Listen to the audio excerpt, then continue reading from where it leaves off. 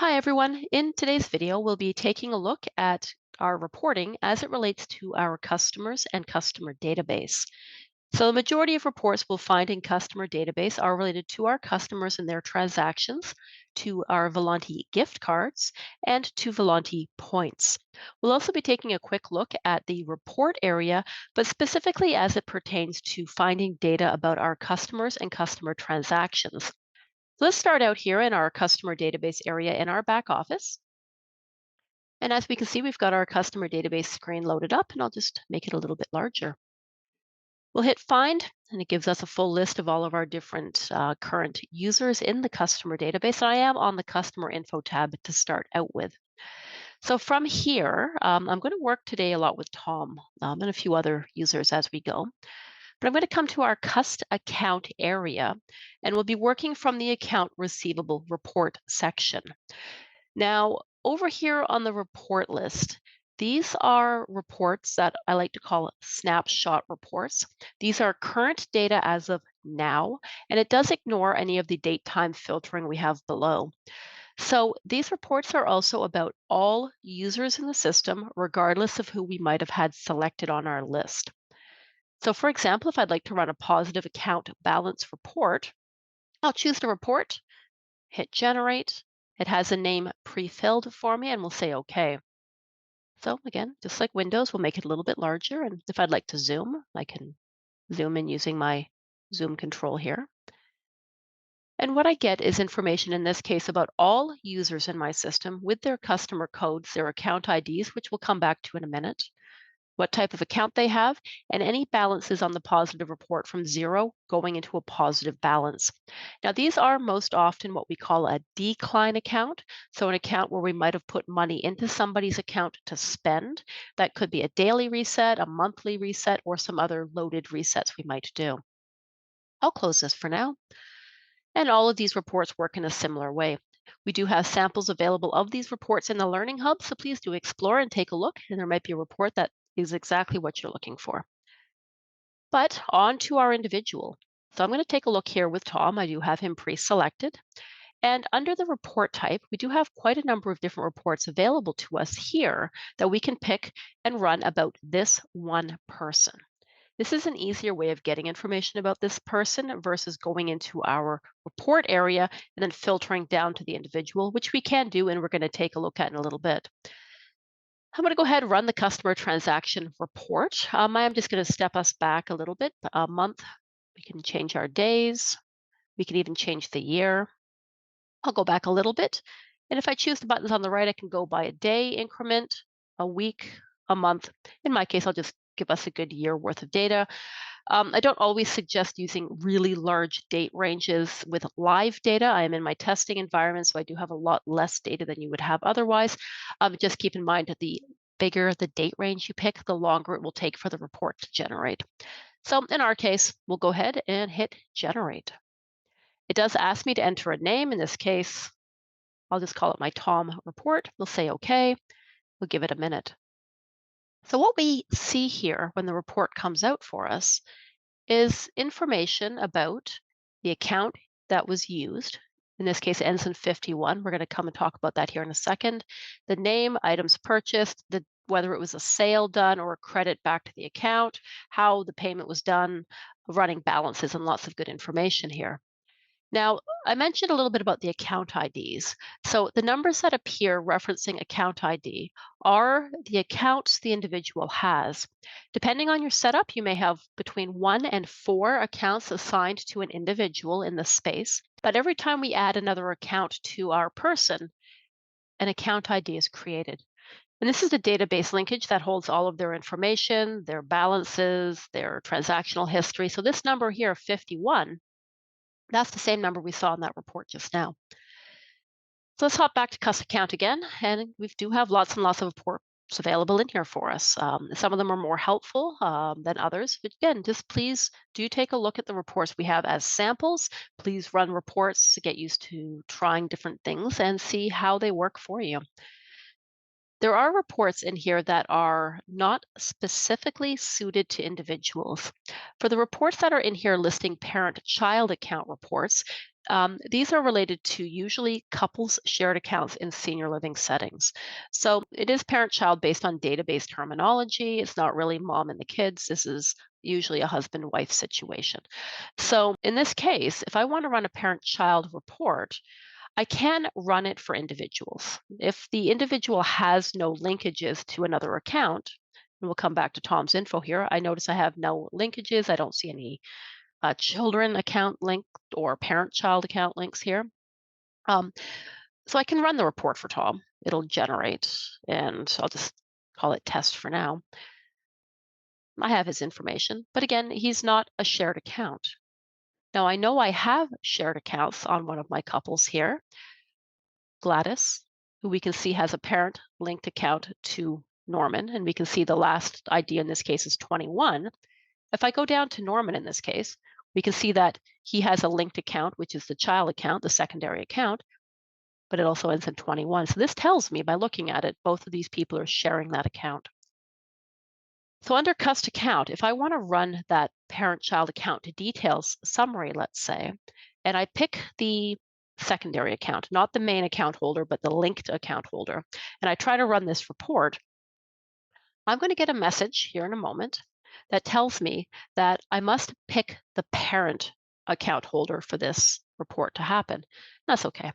So I'll go ahead, pick the parent holder, generate a report again, do test. We'll say okay. So what we're getting here is my shared accounts. This is information here about Norman, resident couple account, and his individual accounts as well. But if I scroll down, I start getting information as well about the other account that's linked to this account, Gladys. So again, this is how we're going to run those reports if we have people sharing an account. Now, the last kind of account we might run our reports for is our meal plan counts. So in the Volanté system, we tend to do accounts set up really in three ways. A decline account where a person has money that they get to spend. It's a positive balance going down to zero. So often we might do that for doctors in hospitals who are given a stipend per day, might be a volunteer balance, might be balances for senior living where they're given however many $100 in a month to spend. We also have what we call an incline account, which is treated like credit. So it goes from zero into a negative with an expectation of payback. And we see this a lot for payroll deduct or overage accounts, alcohol accounts, things that aren't included normally in a positive balance. But we also do meal count plans. And this is where someone might be eligible for something like 3 meals per day or 14 meals a week. Or in the case of student accounts, we might be saying, hey, you get 200 meals for your month. These reports, if I try to run one for someone without a meal count plan, will generate with zero. I can still run it, but I have no meal plans assigned to this person. I'm getting no data. But if I do run this for a person who has meal plans, we'll go ahead and generate it here. I can see this is how their plans are set up. They get 3 per day, 14 per week. This is basically just giving me a summary of the plans they're assigned to, but I can also see detail about things like transactions and other data. So again, please do take a minute to explore some of the different reports we might have available to us here for our individuals. Now, within our back office, we have other kinds of reports available to us. One other type of reports we can run are point reports. These are also related to individuals in our system, and points can be set up in a few ways. Most often, they're used to give a person credit towards something. So this could be they're given 20 points to use for delivery redemptions in case of senior living. They could also be accruing points on transactions and redeeming points in order to get free services or reduction in cost of items. When I touch my individual, I do see they have points, but I have the ability to do point reports here as well. And I've got a number of different kinds of reports in here.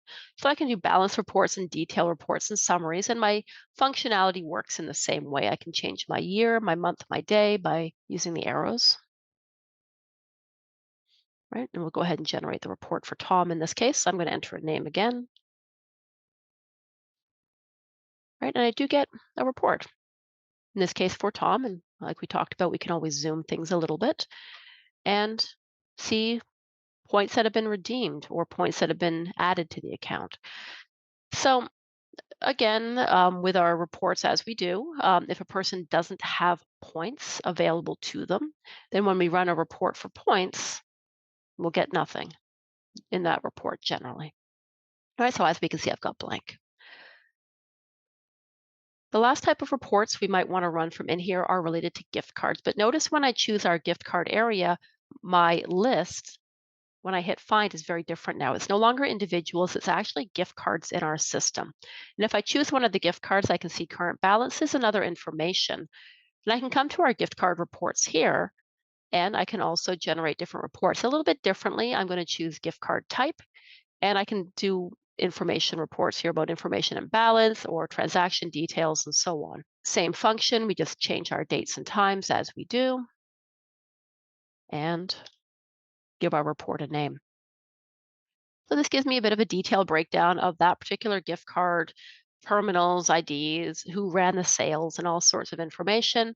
And we do have videos available to us, by the way, as well, to talk about our export process and what that looks like. You can always download these reports if you like.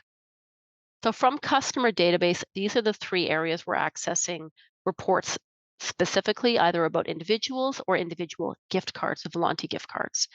So gift cards, points, and cust account, choosing our individuals.